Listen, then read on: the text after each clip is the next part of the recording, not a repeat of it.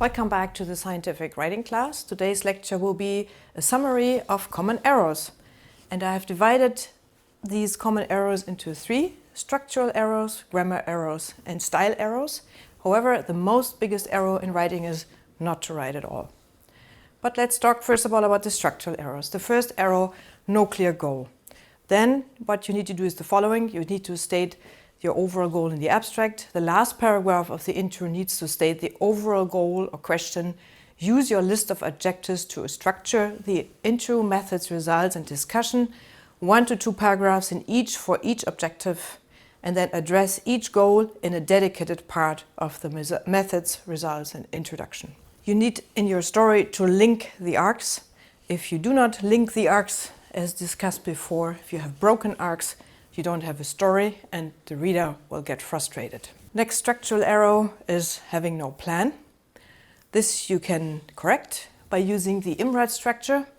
So follow your plan, structure the intro, methods, results, and discussion in the same order as in the 2 to 5 objectives that you have. Check the structure of each of the 4 major sections and ensure that they are in the same order as the objectives. Do not report what was done. Who cares? You have a story and not a study. This is a picture of the structure as we discussed the IMRAD structure as a juicy hamburger, where you have the introduction and discussion buns on top over the methods and results. We continue with the errors. Here's the arrow hidden North Star. So if you take too long to divulge what the paper is about, if you ramble on and on. So you need to get to the point quickly. If your study is about X, then X usually should be mentioned in the first paragraph. Next arrow, no closure, no ending. The results and discussions cannot leave loose ends. If you do that, the reader gets frustrated. So each question needs to be answered, each hypothesis needs to be tested, each objective needs to be addressed. Check that the results and discussion answer every objective directly. Match them and state which objective is addressed where. The reader is left unsatisfied and won't come back if you do not have a closure.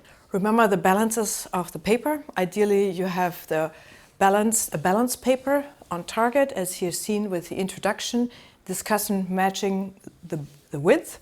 So again, you have a wider opening, you're closing down, you're narrowing down the results and in the discussion, in the methods and the results, and you open up in the discussion, then your reader will be satisfied. If you do not follow this balanced system, opening wider than the resolution, your readers will feel cheated.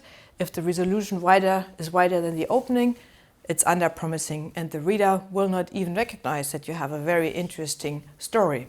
So match the opening to the resolution. Next arrow is poor figures.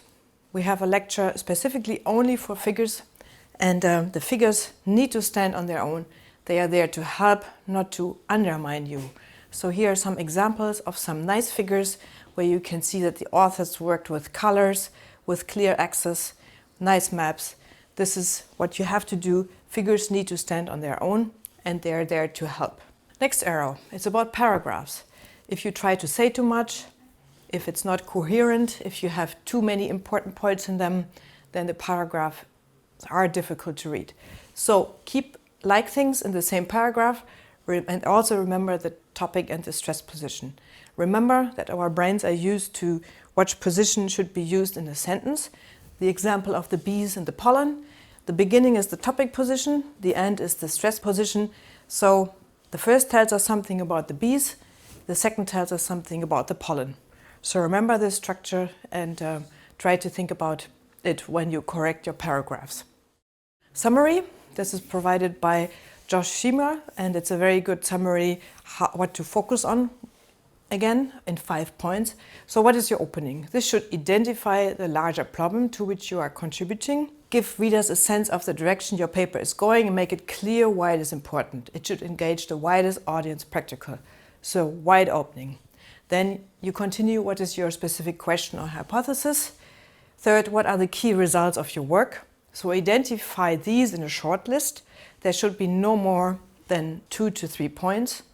What is your main conclusion? What did you learn about nature? Identify these again in a short list. There should be no more than 2 to 3 points. And finally, what is your main conclusion? What did you learn about nature? This should use the results from section 3 to answer the question from 2 and should address the larger problem identified in 1.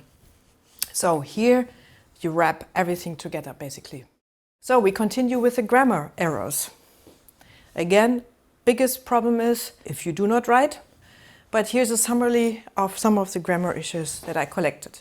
So unclear pronouns, this, it, etc. It easily causes confusion when the antecedent is not clear, and never start a paragraph with a pronoun. Be specific in what you write. Instead of writing this, you could write this assumption and so on. Passive voice. The difference between active and passive voice. We now try to write in the active voice because the passive voice lacks the information on who did what. If you can add zombies to the end of your sentence, then you are writing in passive voice. And here's an example given you in the red sentence.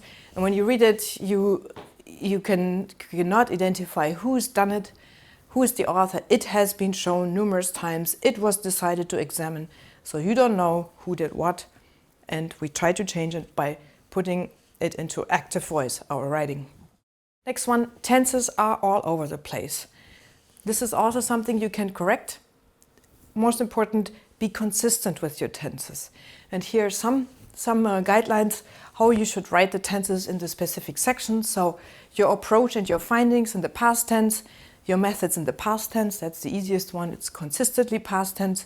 State established knowledge and making reference to tables and figures in present tense. So if you keep track on your sections and you use this, then you will be able to correct your tenses and make them consistent.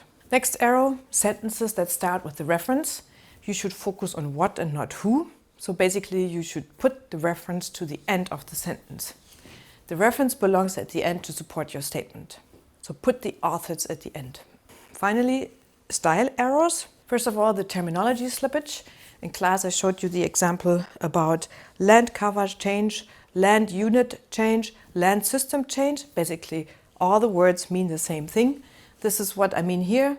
Do not use multiple words to refer to the same concept. Readers will assume that different words differ in meaning. Do not be imprecise for fear of being repetitive. Next arrow, jargon and abbreviations.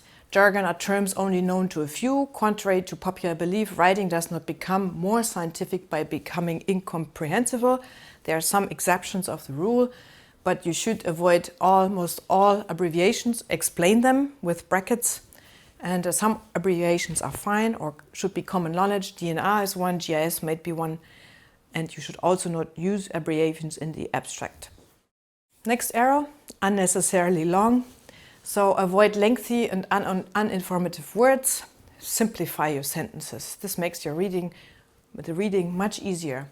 For example, here's a description of an alligator meat taste. It's a long paragraph in 3 sentences. It's a light-colored, finely textured meat with very little fat.